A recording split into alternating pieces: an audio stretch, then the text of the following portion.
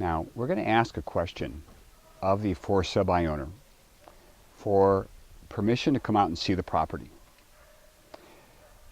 The reason we want you to go out and see the property is your level of influence over that seller that will become a buyer is so much higher. The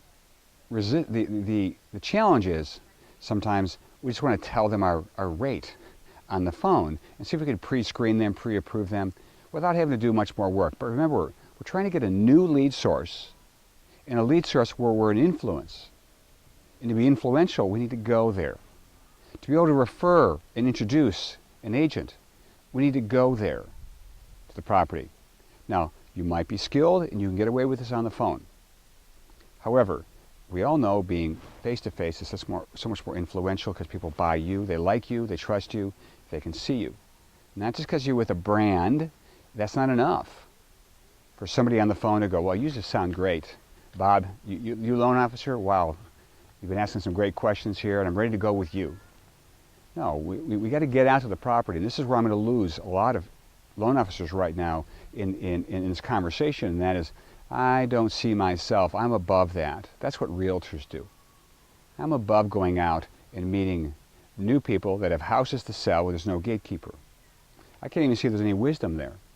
We've got to say, if we're looking to increase 5 loans a month, and if you come up with a better instantaneous idea, then let's brainstorm about it.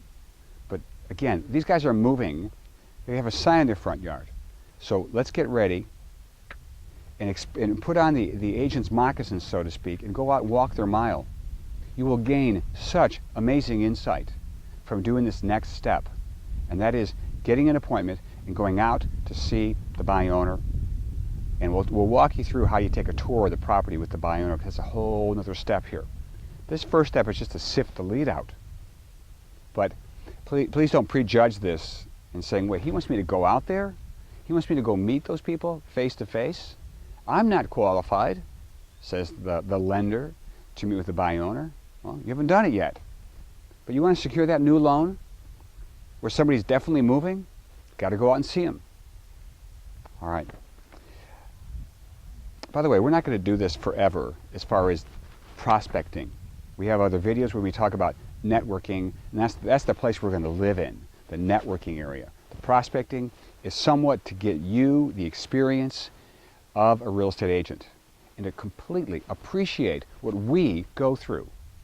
Because the lenders I've interviewed, not all, but quite a few, they just prejudge agents. There's that book, Men Are From Mars, Women Are From Venus. But that's probably true of realtors and lenders. Realtors are from Mars and lenders are from Venus. We don't speak the same language. We don't agree, and there's this attitude between the two of them, where realtors don't want to talk to new lenders, and lenders don't understand us. We've been working together for so long, and part of it is because we don't appreciate what you do as lenders.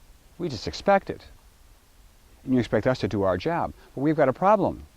The failure rate in these industries is so high. So let's do this next step here, this next challenge, and that is saying, yes, Brian, I will go out and I'll walk in the agent's moccasins for a mile because I want to know my client. Excuse me, I want to know my sales force. My sales force, if I'm a lender, is the realtor. My extended sales force, because they're with my customer. So I've got to make sure I equip my sales force called realtor, but I first have to understand what their experiences are like. So here we go. If this lead seems viable at this point, we're going to ask this following question. Mrs. Possible Client, I'd love to see your property.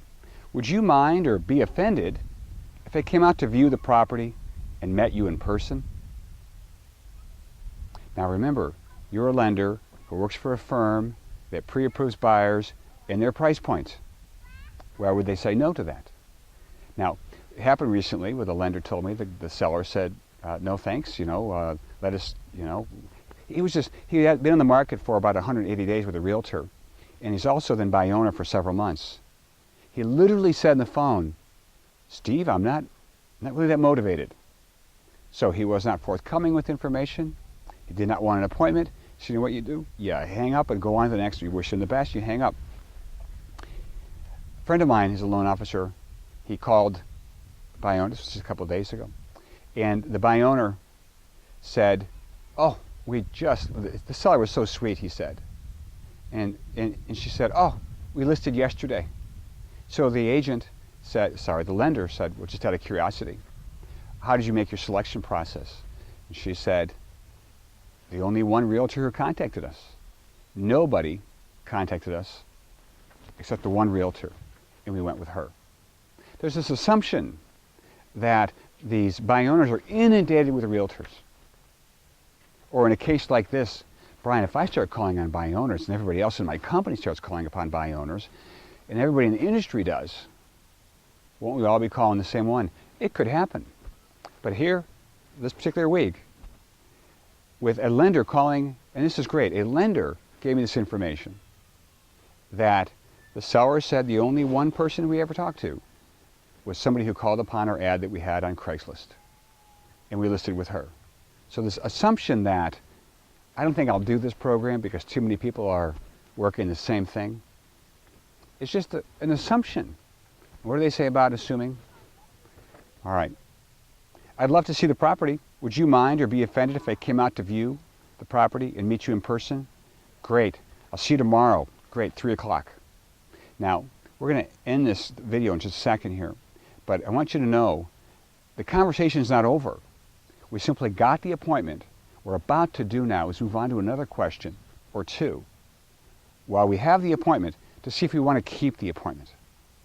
And they're done in this order, and I'll unpack that in just a minute here, but we want to secure the appointment and then gather a little bit more information. All right, thanks.